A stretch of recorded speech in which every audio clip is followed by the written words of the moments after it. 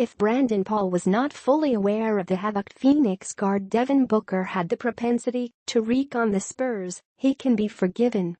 At the time last season Booker was dumping 39 points on the Spurs in Mexico City. Paul was tearing up the Turkish League.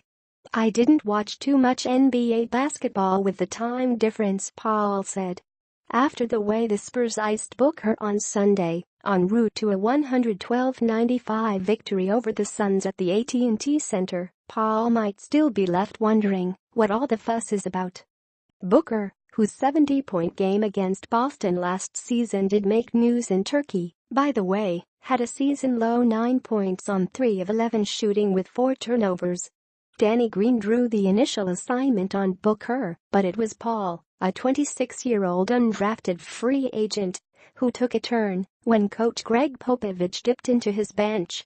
"I go out there, and I'm a defender," Paul said. "I grew up scoring, but coming to the NBA and the Spurs, I'm a defender." LaMarcus Aldridge scored 21 points to lead a list of 7 Spurs in double figures. That included Patty Mills, who dumped in 17 points on 7 of 11 shooting in his third consecutive start at point guard. 3 of the Spurs' double-digit scorers came off the bench, including Paul, who pumped in 11. It was all too much for the overmatched Suns, who were on the final night of a 10-day road trip with a welcome home game Monday night against Brooklyn.